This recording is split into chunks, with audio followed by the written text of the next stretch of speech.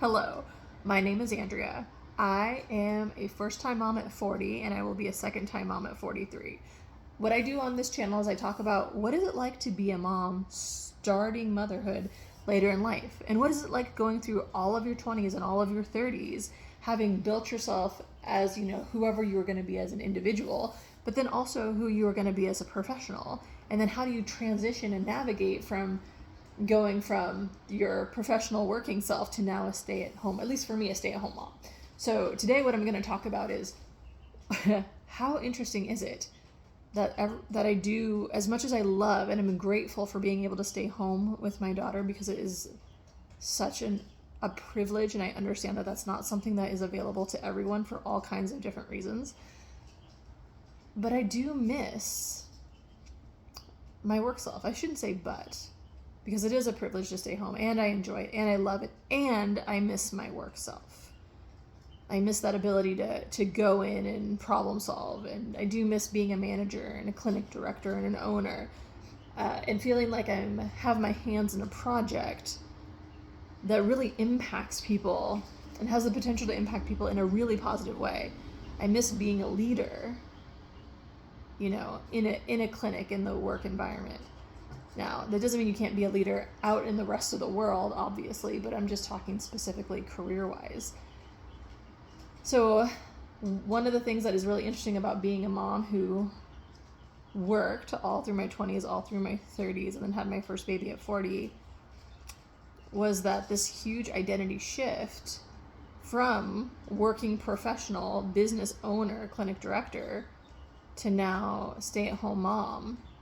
And it's not that being a stay-at-home mom isn't wonderful and special in its own way, because it is absolutely those things. But it is very different than working. Because when I was working, I would at least, other than from my husband, who now tells me that he appreciates me and that I'm doing a great job, and he says all the things that I need to hear. But I don't get it from really outside sources. I used to hear things like, oh, you're being so protective. Oh, your clinic's growing. Oh, you're doing a great job. Oh, this patient really liked what you did, or whatever you would hear that would be praise for doing a job well done is not the same when you're a stay-at-home mom. And you also don't have the same outputs to look at. You can't look at numbers, you can't look at spreadsheet, you can't look at productivity per week, you can't look at billable units. There's nothing to actually objectively show you some of the things that might have actually made you on paper go, ooh, look, I had a successful week because of X, Y, and Z. So not only does it feel good that I did these things, but I can also see it on paper.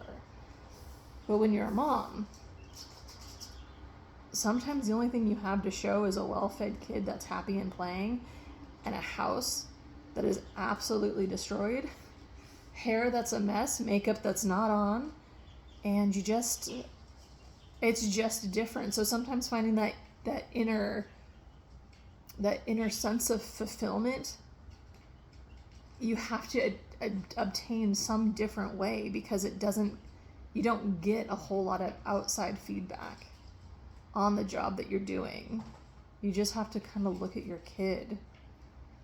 And I'll be honest, nobody I know is perfect. I'm certainly not a perfect parent. I try really hard. I read a ton of books on parenting and child development, and how to, resolve my own inner issues, so that way I don't inadvertently just keep passing down generational stuff to my own daughter. It's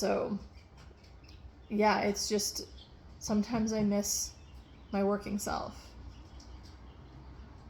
But working and achieving was not as much inner work as being a parent. I did a lot of self-reflection as a leader and as a mentor and as a manager, of course, because you can't, in my opinion, you can't lead well if you don't also recognize where you have opportunities for growth and development. And with parenting, I feel like everything is an opportunity for growth and development.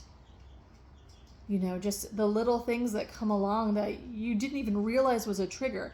For example, yesterday, so we planted some little plants in a little starter planter, with our daughter, and it was really fun, and we got super messy, and she's 2.5, so it not only was it not a smooth process, but it was a lot messier than it would have been if just adults did it, for sure. And then we tagged all the things so we knew what all the plants were.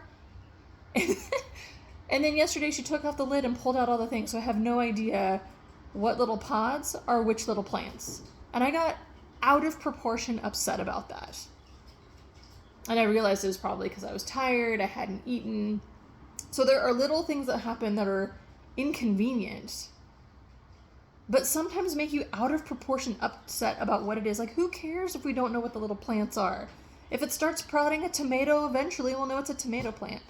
If it starts sprouting little mint leaves or a little bell pepper, we'll eventually figure out what kind of plant it is. It's just those little things that happen that can make you really upset because it didn't go the way that you had planned it are actually in real life not a big deal.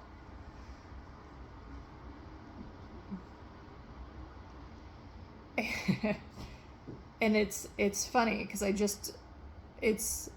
but that is an opportunity for a self-reflection, because then you have to think to yourself, why did that little moment cause an out of proportion upsetness? Because who cares? Like, the worst thing that happens is like she dumps the whole thing out. Well, then let's just plant new plants, or not. We don't ever have to plant these little plants.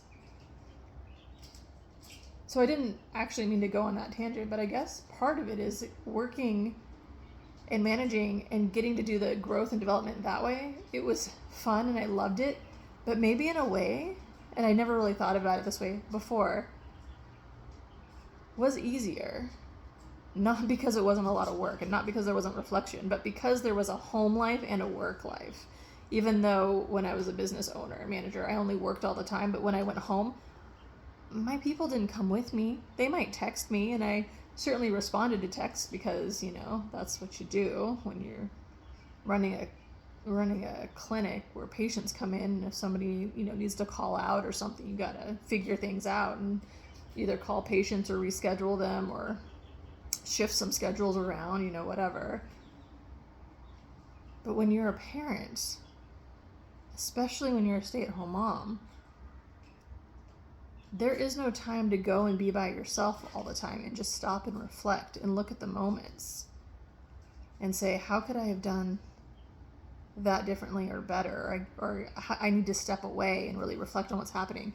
Sometimes you don't get to step away for hours, and you have to somehow regulate yourself, find what it is that is upsetting, try to resolve it in yourself, and then try to realize it's just not that big of a deal. One of the things that I have found that works the best for me is if I get out of proportion upset about something, I go sit down and I hold my daughter. I just hug her. If I'm present enough in that moment to do that. So anyway, I would love to hear what you guys have to say, what your experiences have been if you had a working life and self and identity and responsibilities, and then shifted to, mostly stay-at-home mom or part-time mom, and how that is different for you. I'd be interested to know. Well, thanks.